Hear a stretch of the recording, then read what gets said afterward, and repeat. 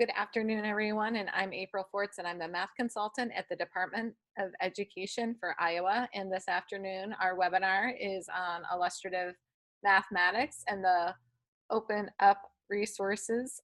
And our guest speaker is Ashley Nichols from Algona, and Ashley will give an introduction and tell us a little bit about herself. But I'm really thankful that Ashley attended the Institute, and I asked her if she would share and do a webinar.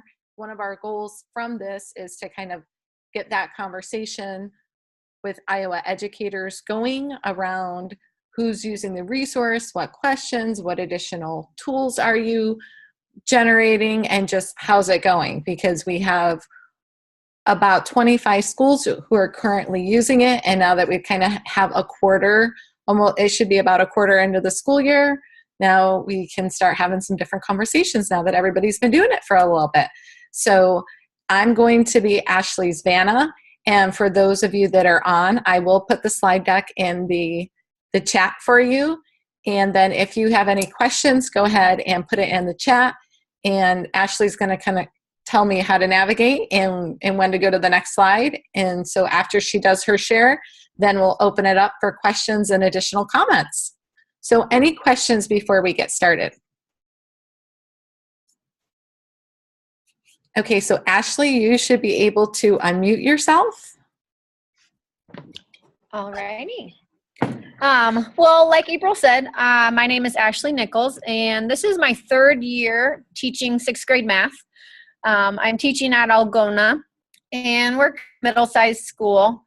What I ran into last year was that we bought new curriculum the year before. I didn't get to help pick it out, and we found on EdReports that it was not aligned at all. It was pretty awful, and so April at one of the Mystics introduced us to this IM math, and so we started looking into it over the summer and decided that we were going to give it a try. And so we've been doing this from day one of this school year, the 6th, 7th, and 8th grade teacher of mine. And so far we are loving it. It's made teaching a lot more enjoyable for me because I'm no longer just kind of standing at the front of the class and lecturing and then trying to get the kids to memorize things and, you know, different steps to take. They're actually doing hands-on activities. They've been wondering, like, what are we doing in math today? Just asking a lot of really cool questions that I've never gotten before. I went to the IM Fall Academy out in Baltimore, Maryland in early October. I got the email through a newsletter that I've signed up for and just kind of asked my administrators if they'd be willing to send me, and they were. So I went, and I'm really glad that I did. It gave me a even better perspective and understanding on the information. And so that's what I'm going to try and share with you guys. I'm by no means an expert right now, but I'm trying to be. So any questions or feedback, things I've learned, I would like to hear as well. The first thing that I learned about was the 5 practices framework. That was new for us. And yep, if you open that, April. And what that is I've linked the book here. We're actually doing a book study on it with our PLC. But this is a book that you could read through that explains what the 5 practices are if you've never heard of them before. If you have, awesome, then you're already ahead of where I am. But the curriculum is kind of based around these 5 practices and changing the teacher's role in the classroom from being kind of the lecturer to more of the facilitator, and using the students' ideas and the student thinking to guide the rest of your class and how the lesson goes. So that was just a free copy that we found online that you guys can browse through if you want to. And the book, it makes perfect sense, but for some reason I was just never really doing a lot of the ideas. I think I was so caught up in everything else. So it does a good idea of kind of taking the important things, what you should be doing, and they relate right to the lesson. The lesson says right in there, oh, refer to 5 practices, step 2 or whatever. And so that's just been really helpful to me to kind of read through it and help me better understand those so then I can apply it to my lesson. At the Institute, they gave us that practices overview cheat sheet, which has been really helpful for me when planning lessons. And what this is it's a list of the questions that you should be asking yourself during each step of the planning process.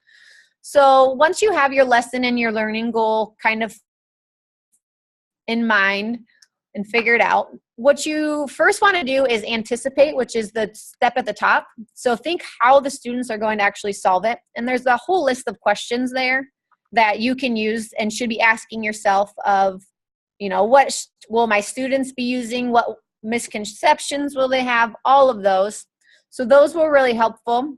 Then once you have done the anticipating and actually kind of done the math and try to solve it like your kids would, then they actually suggest that you go down to the connecting step and then kind of work backwards from there. So with the connecting step, there's some bullet points there of different things to be doing. So this is thinking, how does it connect to our learning goal from that day? So make sure you're keeping in mind, okay, I want to make sure that I'm making this connection to my learning goal today.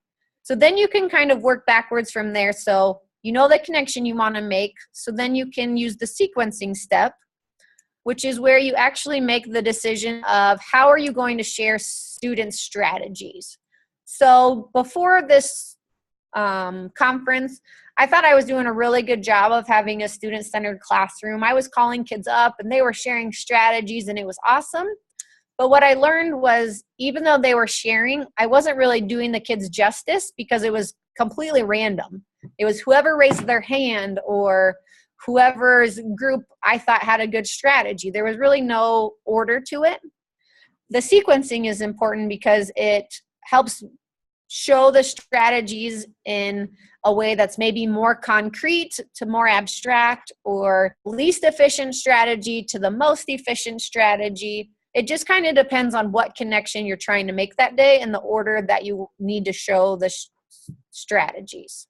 And it's really nice too, because within each lesson it says to sequence and to go in this order.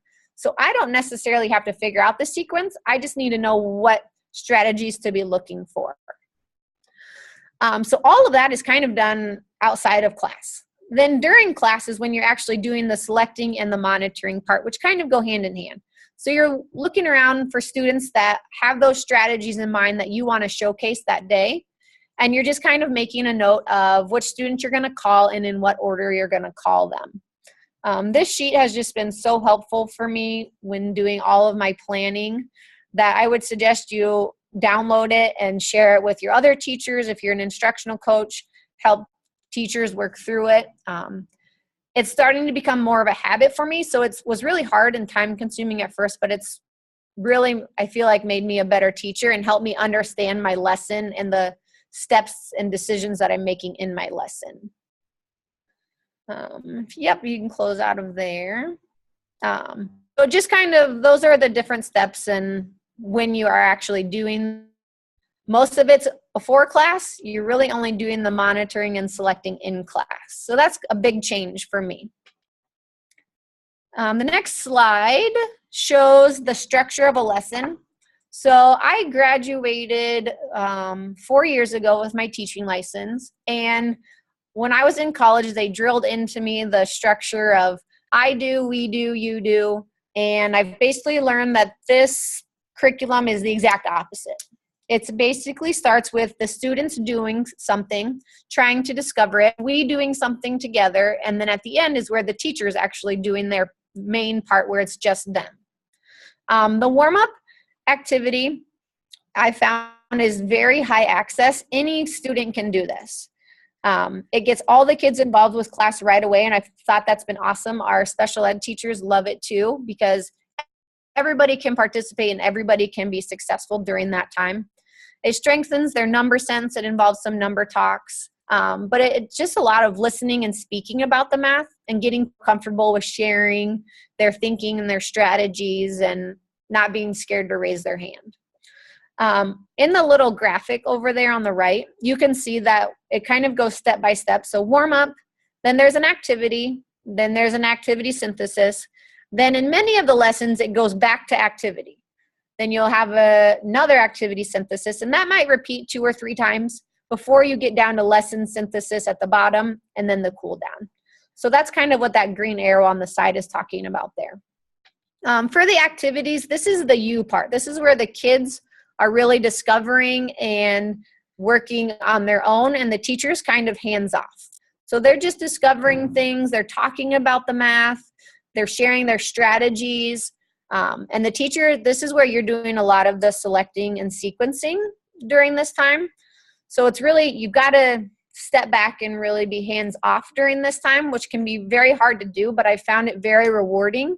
And I think the kids are really buying into their own learning more this way too. We can go to the next slide and we'll continue with the structure of a lesson. So after each activity, there's an activity synthesis, which is super important. They stress this a lot at the training that I went to of not to skip this, because this is the we part where the teacher takes the student's strategies and makes those really valuable connections that the kids need to grasp in order to be successful. So each activity includes suggestions for the teacher and includes nice questions that you can ask students to help them make the connections. So this curriculum, I just love it because it makes my job easier and be able to really focus on my kids and not worrying so much about the curriculum part, that it's a good curriculum. Now I can really focus on my kids. So when you're done with all of the activities for the lesson, you move on to the lesson synthesis part, which is the I part. That's the teacher is doing the main part here. I never had time for this before going to the conference. I was always running out of time.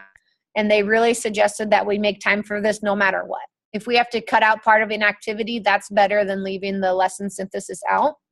Because what it does is it puts the lesson into like real math terms for the students. So during an activity, you might be solving for unit rate, but it's never referred to as that until the very end. It lets the kids develop their understanding of the idea.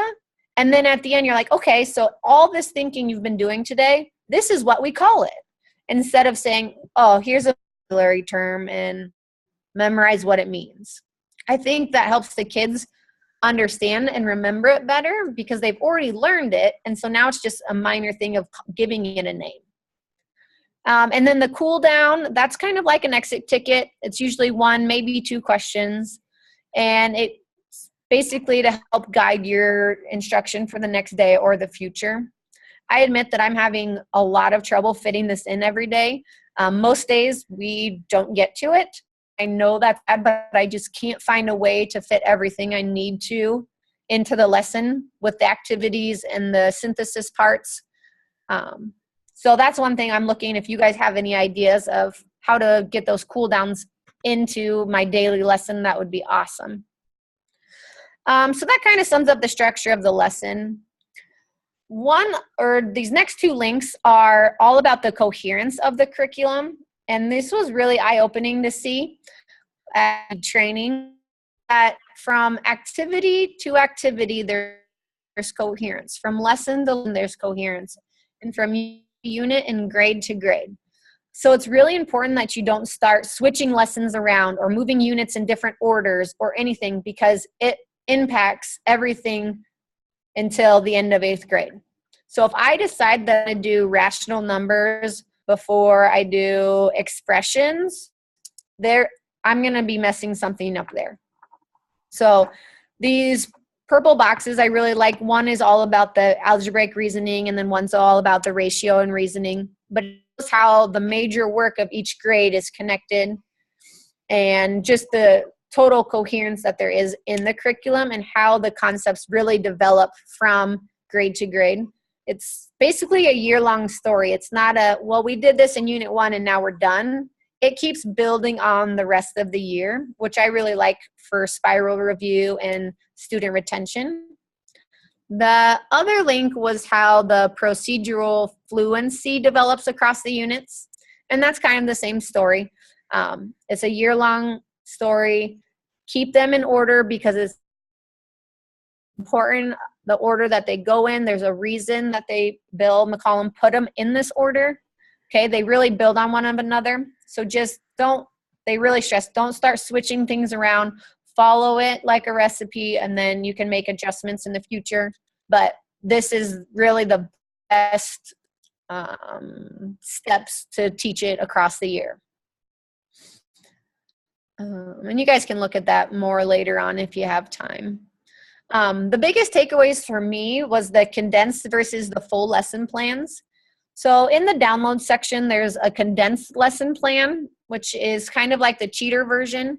And the full lesson plan is available online. And I think April's even got a couple of them copied and shared into Word documents. You're really cheating the kids if you're only using the condensed version, because you as a teacher don't have the full scope of the lesson. A lot of teachers are having trouble. Oh, does somebody have a question? No, okay. So a lot of teachers were having trouble and they were only using the condensed version. And that just proved that they didn't really understand the lesson. So that's why the kids were really struggling. If you do the whole lesson plan, it gives you a lot more detail on the specific activities and questions to be asking. So I really stress that you use the full lesson plan and not the condensed version. And this is going to take a lot of time to plan and prepare for the lesson, because you're anticipating what the students are going to be thinking. You need to make sure you're not revealing vocabulary words or strategies too soon. And it takes a lot of trust in the process and not to jump algorithms. For example, we're working on tables and ratios right now, and a couple of my students are trying to jump to cross multiplying and dividing. And so I'm letting them do that because they've discovered it on their own, but we're not showing it as a strategy to anybody else. And then use that practices overview cheat sheet until it becomes a habit. That's the one we looked at earlier. It's just been really helpful for me as a teacher, getting used to the 5 practices and then apply to my lesson. And we've already talked a little bit about the coherence of it, of not switching things around. They did provide us with this coherence map, which shows each unit and each grade level connects. And so you can just, even if they don't go necessarily in an exact line, but they all connect to different grades, and it's kind of a crazy roadmap, but that's why it's so important to go in order and not be switched and just follow the curriculum that Bill laid out for us. And Ashley, can you tell us what this over here on the right-hand side, what does this mean? Those are the final units of each grade. It's like a giant multiple tasks of the whole year, like putting everything together. So for these 6-3, 6-4, and 6-5, those are kind of the major works of the grade. So they are really hammered in that final unit in 6-9. And then everything in grade 7 is hit in that final unit. And then in 8th grade, the major work is 1, 5, and 6, I believe, if I remember from way back in October. Okay, great. Thank you. Yeah. And then these were just some resources. I know April's been sharing a lot of these, but you can make copies. I made these 6th grade unit overviews, which is just the lesson of every day, the vocabulary that's induced with the learning goal, and then if a black line master is needed. I found this handy just to keep at my desk, and I read through it every day. That's just for 6th grade, but feel free to copy it if you want and use. It's really helpful for me to make sure I don't introduce the vocabulary too soon. This is a document that IM has set up for people to share what they've created. So in here you can find Desmos activities, just all kinds of things that teachers across the country have created to supplement this curriculum. And you can also add your own ideas to it by using the link that's up in cell like D2. So you can add there, or you can borrow things that other teachers have come up with. I found it to be really helpful when looking for different ideas. And then they also shared this, which is the routines by lesson. They have it all broken down so that you can see which lessons use the 5 practices, so you can be prepared for those. They talk about if you filter for the different routine types, the number talks, which lessons use number talks, which lessons use the matching or sorting. You can just see through all the different routines that are hit heavily in this unit or in this curriculum, and then kind of that helps you plan and prepare, I guess. I thought it was really helpful mostly for the 5 practices, but starting to use it for other ones as well. And then all the grade levels are on there, which is very nice. And then, this is the same one for the learning goals for the 6th grade. So just keeping those in mind, I think, has made a big difference for me. So that is what I have for my big takeaways and mostly what I learned. I'd love to know how other people are grading this, and if you have time for the cool downs, because those are some areas that I'm struggling in. So Ashley, thank you. That was a ton of great information. I'm so glad that you were able to share with us. And Morgan's on, and Morgan actually shared at the Heartland Curriculum Director Network on Friday to herself and 2 of her other colleagues and a couple of the AEA consultants, and they did an awesome job. And then when I left this open here, the share, because you'll see Morgan's right there. So she's, yep, Iowa, I feel like Iowa is really rocking it here, and you guys are doing a great job with this. So at this time, I didn't see any questions in the chat, but if you want to unmute, and I see Alicia's on. Alicia's from Central Lee, which is over here in Southeast Iowa, and Marty Beck's on from Bettendorf over here in Southeast Iowa also. And Alicia, I think you just started using it, right? I don't know if she's able to mic in or not.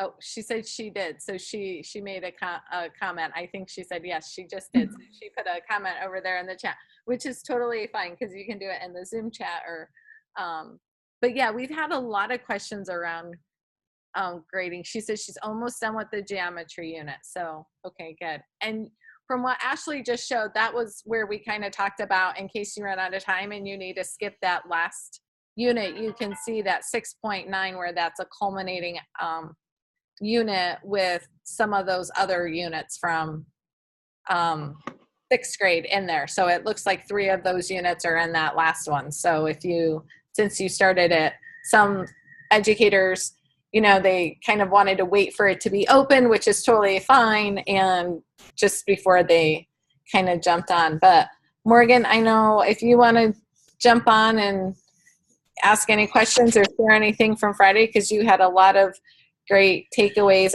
It looks like also over here that they have 43-minute classes, and they do have trouble. So one of the things that I found, and I think it was actually something from IM today. It was, and something that I got because there's something else in beta, and it said that it was under frequently asked questions. And it said that the lessons, I thought they were written for 45 and they're written for 50. So if you're having trouble getting to the cool down, which is about 5 minutes or so, especially on a 43 or 45-minute class, that would be difficult. Ashley, how long do you have for class? We have 45 minutes. And I did ask them at the training about the pacing, and they said that nationwide, everybody's having trouble with the pacing. Even schools that have an hour of math class every day are having trouble with it. They cut a lot out of it from the first pilot. But they said that pay attention because some of the activities are labeled. Right. But I found that, what? I said some are optional. Some of the activities in the full lesson plans, that's another reason to look at those. It says optional activity, and it says that you can use this if your students are struggling with this concept, or if, this is going on, try this activity. So been helpful for me. And I think just getting more comfortable with it and really knowing what my learning goal is for that day has made a big difference, because I don't get so sidetracked. Like I could do a number talk for the entire class period if I wanted to, because I can get so into it, but I'm like, ooh, that doesn't actually apply to what I'm trying to do today. So I'm just going to kind of let that comment go and not like go into it. It's kind of weird because as a teacher, we're supposed to take advantage of those teachable moments. But if it's not applying to the goal that I have for that day, then I have to kind of just let it go. And that's been helpful. And I think that's one thing too, is a common theme that I'm hearing as I'm listening to educators using it, is there's so much more student talk. And that's something that everyone's kind of getting used to, because like you said, as a teacher, you don't want to stop that really great conversation. And especially when students are thinking and talking, but then again, they could just, you could lose a lot of class time to do it. So it's hard, and there's that balance there.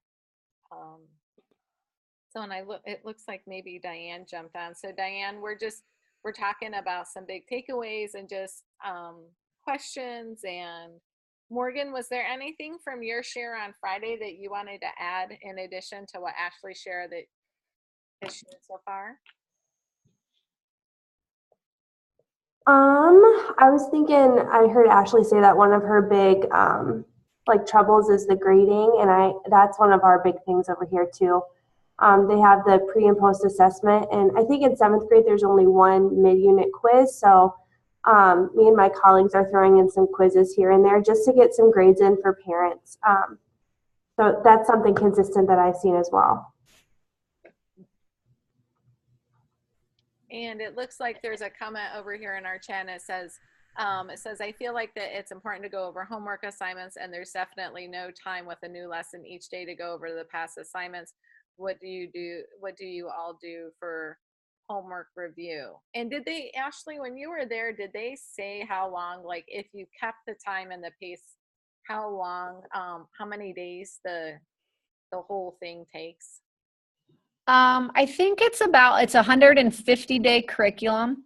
So they do have about 30 days built in for, like they said, the homecoming, the assemblies, all the other things that we get hit with.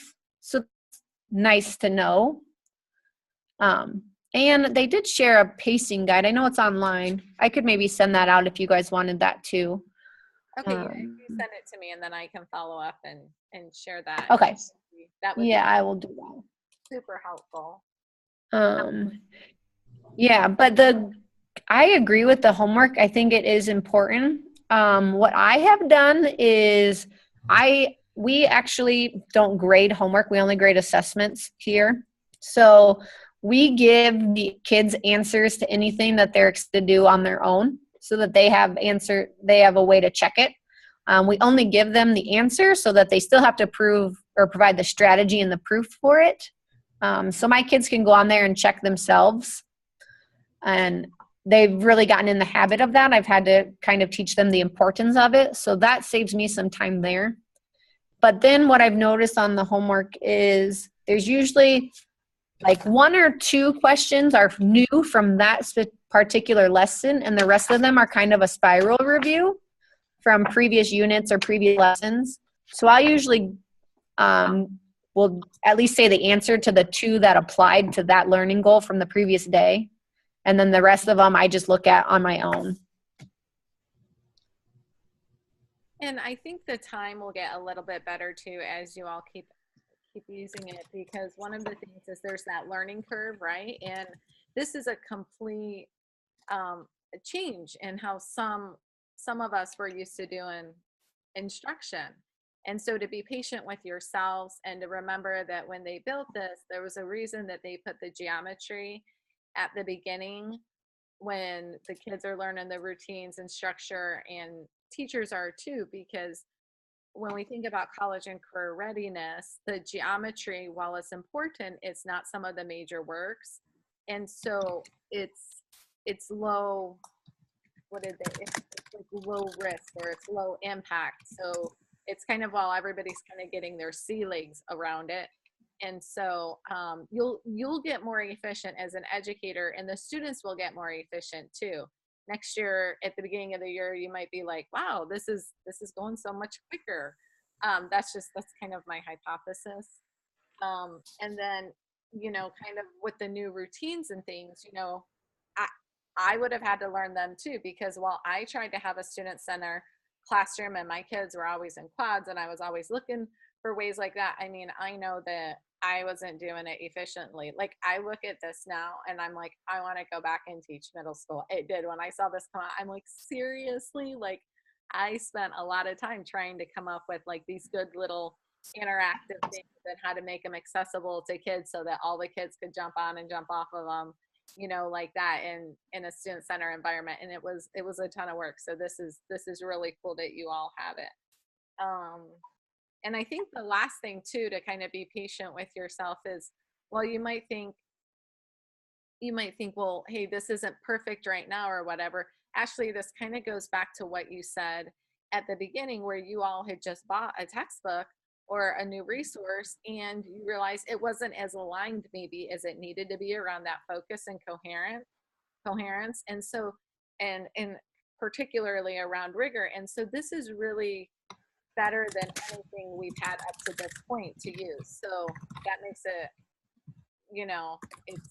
it's exciting and it's kind of scary and lots of unknowns, but I keep watching everybody's creating new things and I think it's just going to keep getting better.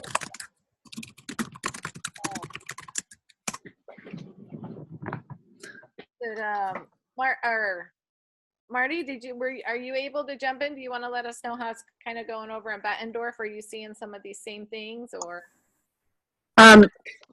We have a little bit different challenge in that we're teaching it on a block, an every other day block.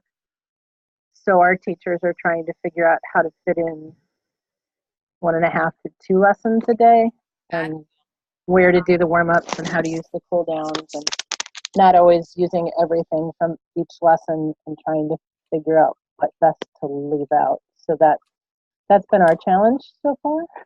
How long are your block lessons? I want to say they're 85 minutes. Okay. So my 6th grade teachers are usually done early with textbooks as far as getting through things, and they've been trying to do 2 lessons a day. I think the other grades are doing like 1.5. So we'll see how that works once they're using data from the PLC to help drive some of that. So are they liking the activities, and are the kids talking more math talk? Or? In some classrooms, yes. I think some are still having trouble getting the routines down. Letting go of being the focus of the classroom. Yeah. That's some common we are having, as far as, like, well, when do I teach, or when do I do this? When am I supposed to tell them how to do it? So that's part of that, transition, and that'll come. I think it's definitely it's a huge learn. I mean, it's a big change. We have another question. What do you all do to catch students up that have missed several days of school? They miss so much in math when they're gone on vacation, etc. Oh, that's so true. Yeah. That's a good point. So does anybody come up with a good way to, Ashley, was that a question that was asked when you were there? Not when I was there. We have tossed it around here with my 7th and 8th grade teacher a lot.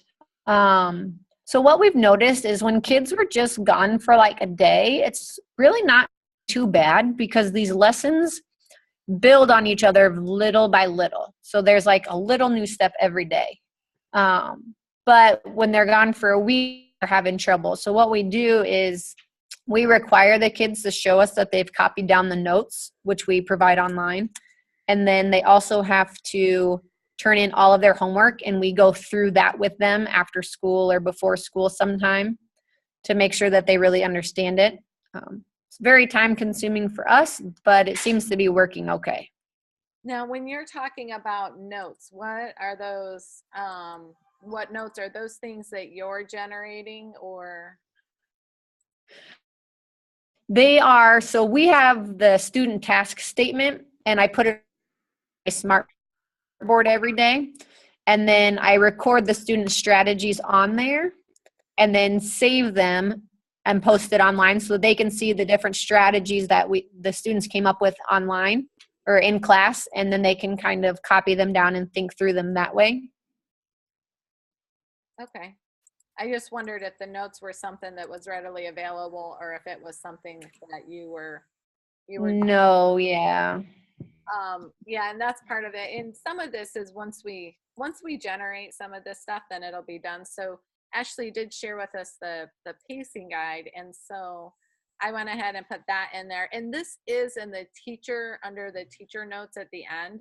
This is in there, but this way it's on a document, so you could kind of like post it and see what it's paced out for. So it does go for 36 weeks. And it's just a pacing guide. It's not, yeah, I know some people say pacing. One thing they did share with us about pacing was the last lesson of each unit is kind of a big task for the kids. And they said that is completely optional.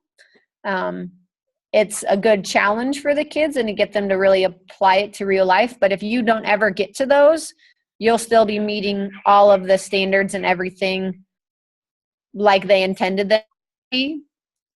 So that can be, because I would think those final tasks, there's no way you can get them done in one day, I don't think. And so I'm going to open that's one place where you can save a little time. So if we go to the 6th grade here and we go into just looking at unit 1 here, so you're talking down here in the lesson. Be like lesson 19. Okay. Yeah, this designing a tent. Okay, and so then if you look at this one here, and let's see, they don't really give you a time on this one. No. Okay, so, but if you think about it and you cut out, like you said, they're great. It's nice to do, but if you don't get to this, they're not going to be missing any of the standards or the any of the things like that. So that would be another 8 days at least if you cut those out. And then if you didn't do that, so there's some room in here to, like I think this last one, the overview, this whole thing is kind of thought of as optional. Of course, it's great if we can get there, but if it's someplace where we need to, make the time to make sure they get the other stuff. So. Okay. Well, I don't want to, it looks like we've got another comment coming in. Oh, that's good to know. Whoever the anonymous penguin is. My kids were always so funny because they would be like, Mrs. Forts, what's this one? And if we didn't know what it was, we'd have to look it up. And so we were always kind of doing some science too with our map, at least for our animal kingdom. But I want to thank everyone again because I think this is great. And so one of the things, and I know Alicia just jumped onto the G+ group, and one of the things, somebody was looking for a space, to ask questions, and I guess they went there and they're like, well, nobody's asked any questions. I'm like, well, it's like the second week of school and there's only 6 people in it, right? Like it takes some time.